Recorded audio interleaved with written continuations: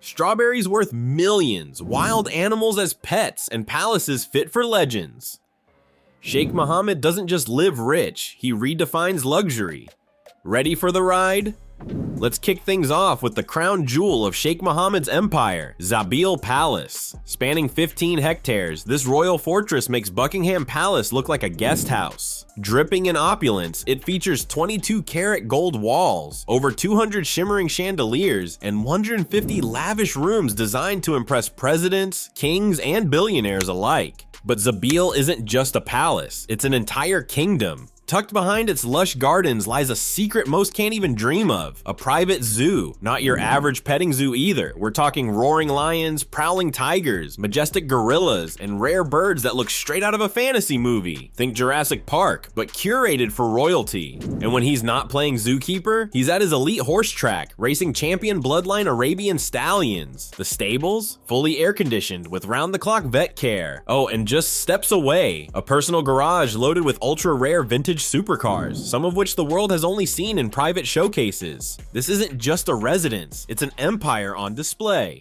If his palace blew your mind, just wait till you see what's on his breakfast table. In one summer alone, Sheikh Mohammed reportedly dropped $3 million on fruit, with a jaw-slacking $2 million of that just on strawberries. These aren't your average berries. They're hand-picked, flown in chilled, and styled by top-tier culinary artists. That's not a breakfast, it's a masterpiece. And don't expect plastic forks or ceramic plates. Every bite is served with gold-plated cutlery. His milk, from pampered, grain-fed cows. Honey, stored in gemstone-studded bowls. And the pastries? Dusted with edible gold leaf, because luxury never skips a course. But beyond the opulence lies intention. These extravagant breakfasts are also bonding moments with his 12 children. For the Sheikh, mornings aren't rushed. They're royal rituals filled with family, stories, and a taste of legacy. And believe it or not, we're still just talking about breakfast. Just when you think the luxury hits its peak, he takes it to the sea. Sheikh Mohammed's nautical pride is the Super Yacht Dubai, a $500 million marvel stretching longer than 3 football fields. It's not just a yacht, it's a floating palace. There's a helipad, a mini submarine, extravagant VIP suites, and yes, a full-fledged nightclub right on deck. Imagine dancing under the stars, with the sea as your dance floor, but even empires have soft spots. In a jaw-dropping moment, cybersecurity pros cracked into the yacht's digital core in just 30 minutes. The breach sent shockwaves through his security team, triggering a complete tech overhaul. When your yacht is worth $500 million, it better be Fort Knox on water. And the fleet doesn't end there. The Dubawi Benetti DXB, Trinity Sapphire Fire, and Yas, a former Dutch warship turned into a royal cruiser for his son, prove one thing: on land he reigns, but on the ocean, he rules like a god. When Sheikh Mohammed takes to the skies, it's not flying, it's ruling the heavens. His fleet starts with a jaw-dropping Boeing 747-400, customized to the tune of $400 million.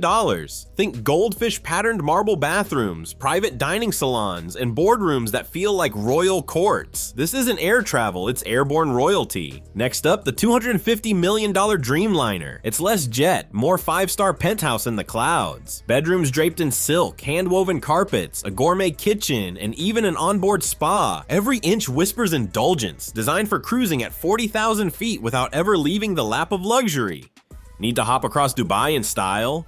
That's where his $12 million Augusta Westland helicopter comes in, often touching down on palace lawns or yacht helipads. No traffic, no terminals, just effortless elegance from sky to sea. For Sheikh Mohammed, flying isn't a necessity, it's an art form. So what does a man do when he already owns gold-covered palaces, private jets, super yachts, and even his zoo? Simple, he builds a legacy that touches every corner of the globe. Let's start with London, where Sheikh Mohammed owns the jaw-dropping Rutland House, a $61.5 million mansion that goes far beyond luxury. It doesn't just feature crystal chandeliers and gold-plated taps. Beneath the surface lies a private underground aquarium. Picture this, you're lounging in your designer living room, sipping vintage champagne while sharks float silently past your feet. That's not a house, it's an experience. Step outside the city, and he's got a countryside estate so vast it could be its own country. 63,000 acres of pure opulence. We're talking 16-bedroom villas, serene lakeside retreats, and believe it or not, a full-service spa for horses, heated pools, gourmet feed, and professional equine massages, because even his stallions live like kings. And then there's Dubai. Not content with what already exists, he's transforming the desert once again with a $128 billion upgrade to Al Maktoum International Airport, with 400 gates and the capacity to host 260 million travelers a year.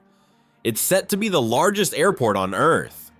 But to him, it's more than infrastructure. It's a powerful move to put Dubai at the center of the modern world. While most people dream of owning homes, Sheikh Mohammed creates empires. Every estate, every project, every golden brick, it's all part of a carefully crafted legacy that screams, "I was here." Every empire has a heartbeat, and for Sheikh Mohammed, it thunders through the hooves of champion racehorses. Enter Godolphin, the crown jewel of global horse racing and the world's most elite thoroughbred stable. Spanning Dubai, the UK, Ireland, Australia, and the US, this isn't a passion project, it's a billion-dollar dynasty in motion. Sheikh Mohammed has invested hundreds of millions into breeding and training elite horses, once famously dropping $85 million in one go to secure the finest bloodlines. This isn't hobby level, it's high-stakes legacy building. Even his ex-wife, Princess Haya, was dubbed the First Lady of Racing, thanks to her jaw-dropping stable of champions. The Sheikh's love for the sport even caught the attention of Queen Elizabeth II, who shared his deep bond with thoroughbreds. When two monarchs connect over horses, it's not just sport, it's heritage. With Godolphin, Sheikh Mohammed isn't chasing trophies, he's galloping toward immortality, one race, one title, and one perfectly bred stallion at a time. For most people, owning a single luxury car is a lifelong dream. For Sheikh Mohammed, it's just Tuesday. His garage, man, it's pure chaos, but you know, in that freakishly organized way only billionaires can pull off. Picture this, 7 Mercedes S-Classes, not just any old black sedans, but each one dipped in a different wild color. We're talking fire engine red, neon blue, and emerald that'd make leprechauns jealous. They're parked in a row, basically like Skittles, if Skittles cost $150K a piece, and came with German engineering. For the Sheikh, it's not about the price tag, chump change for him. It's all about making jaws drop. Honestly, calling it a car collection is like calling the Mona Lisa a doodle. It's more like a pop-up art show that just happens to have wheels and license plates. And that's just the appetizer. The real main course? Rolls-Royce Phantoms rolling in, tricked out with more gold than Scrooge McDuck's vault. We're talking interiors so plush, you'd swear the seats were spun from clouds. Gold trim everywhere and embroidery with his name on it. If the car could breathe, it probably would. $500,000 a ride, just floating through Dubai like it owns the place. Kind of does. Feeling spicy? He's got a gold-plated Lamborghini Aventador that straight up screams down the highway. Forget subtlety. The thing glows like Midas got bored and dipped it for kicks. The V12 engine rumbles so loudly you'll probably hear it before you see it flashing by, blinding everyone with its bling. Who needs a car horn when you're piloting a street-legal thunderstorm? But the Sheikh isn't just flexing in traffic. Oh no, his parties? Next level. Imagine sitting down to dinner with Cristiano Ronaldo across the table, nibbling on gold leaf sushi served on actual 24-karat plates, because why not? Entertainment's wild too. Private falcon shows, rare birds flown in like they're Amazon Prime packages. Camel rides at sunset, sand glowing orange, the whole thing straight out of a movie.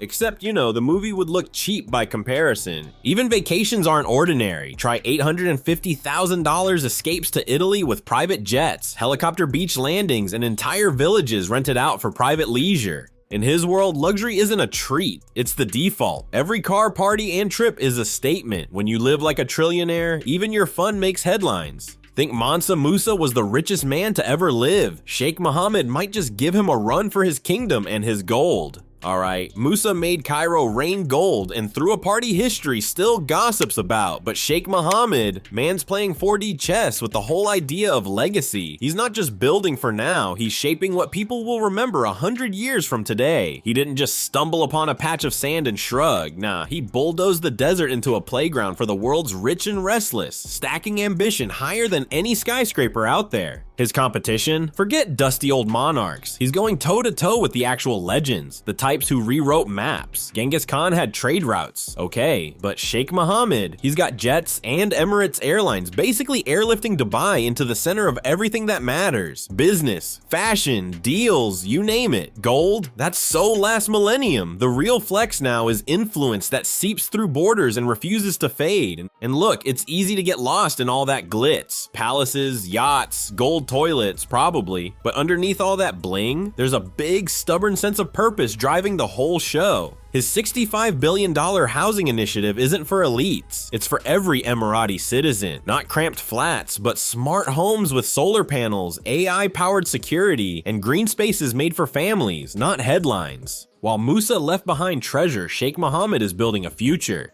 And then comes his boldest vision yet, the 20-minute city, a revolutionary urban blueprint where everything you need, schools, hospitals, malls, parks, is within a 20-minute walk or ride. No more soul-crushing traffic, no wasted hours, just a perfectly connected, eco-friendly city designed for real life in real time. But the true crown jewel, Dubai's upcoming mega airport set to become the largest on Earth. With the capacity to handle 260 million passengers a year, it's not just a travel hub, it's a global nerve center for business, tourism, and trade. A city within a city, built to keep Dubai at the top of the world map for generations. At this point, it's clear, Sheikh Mohammed isn't just living large, he's playing the long game. This isn't about flashy cars or golden chandeliers, large. It's about reshaping the future, brick by brick, city by city, life by life. From $3 million strawberries to trillion-dollar infrastructure, his story isn't just luxury, it's legacy. And no Saudi prince or oil tycoon has matched this scale of vision. Hungry for more outrageous billionaire lifestyles? Smash that like button, hit subscribe, and stay tuned, because the next story might be even crazier.